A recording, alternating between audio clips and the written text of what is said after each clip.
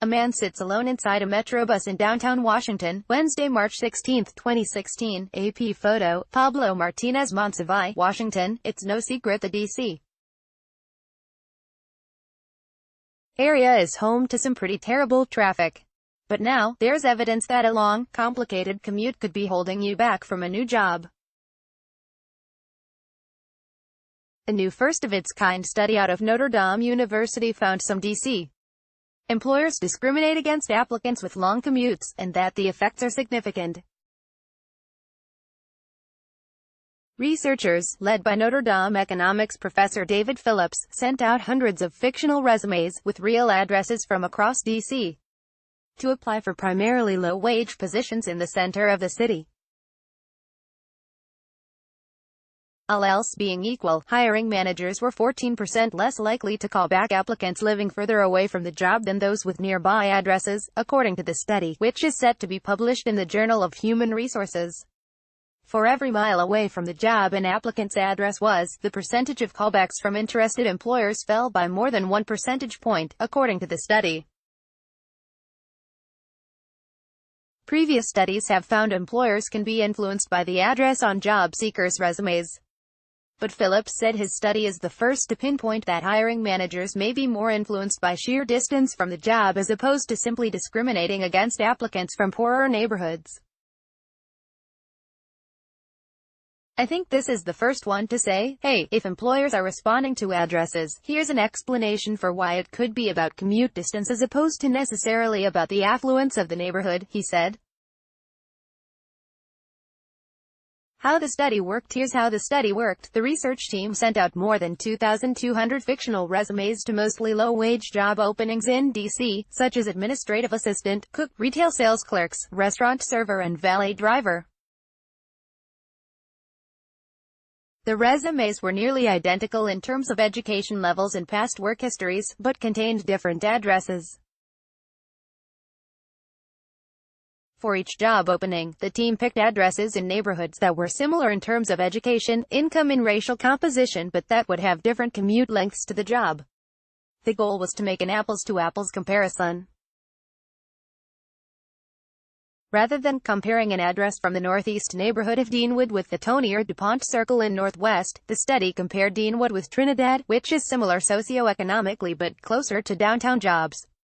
The circle at the center of the map shows an area of concentrated low-wage jobs in downtown D.C. Addresses used by researchers were categorized based on distance and neighborhood affluence. Researcher David Phillips said his study is the first to pinpoint that hiring managers may be more influenced by sheer distance from the job as opposed to simply discriminating against applicants from poorer neighborhoods. And so that's how we tried to pick apart, is this about commuting distance, per se, or is it about the affluence of the neighborhood? It looks like what employers were really responding to was distance, even if you keep the affluence of the neighborhood similar, he said. But why are employers discriminating against potential employees with long commutes? Previous studies have found that employers are concerned that long commutes hurt workers' productivity, and there is actually some evidence to back that up. One previous study found that reducing average commute times cuts back on employee absence rates. In addition, many low-wage workers in D.C. commute to work via bus, which can often be more unpredictable and less reliable than driving or taking metro, something D.C. employers may be aware of. Whatever the cause, hiring managers' bias against potential workers with long commutes has broad social implications, Phillips said, helping deepen patterns of residential segregation and perpetuating poverty in particular places, he said. So the employer starts with that, I'm going to hire people that live close to jobs, Phillips said.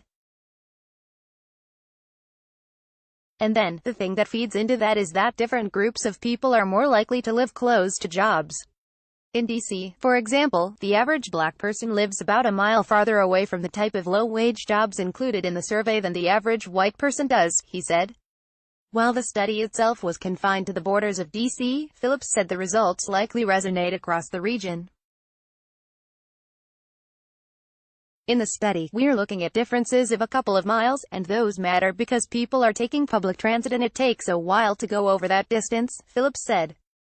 But if you start imagining somebody taking 2-3 buses to get out to their address in Prince George's County, or they're going across 1 or 2 state lines, you could imagine that this becomes even more of a thing. Phillips said his study doesn't propose any solutions, but that discussions about transportation and housing are natural starting points. If employers are concerned about employing somebody who lives farther away because they're concerned that they can't get to the job, then we want to start thinking about, okay, how can we facilitate transportation for that person, Phillips said. How could public transit be better? Like WTOP on Facebook and follow at Top on Twitter to engage in conversation about this article and others. Copyright 2018 WTOP. All rights reserved. This website is not intended for users located within the European Economic Area.